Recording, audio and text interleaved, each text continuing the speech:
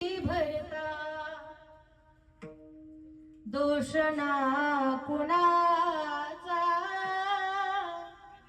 पराधीन आहे जगती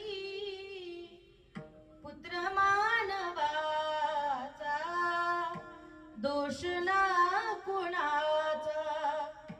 माय कैकयीना दोषी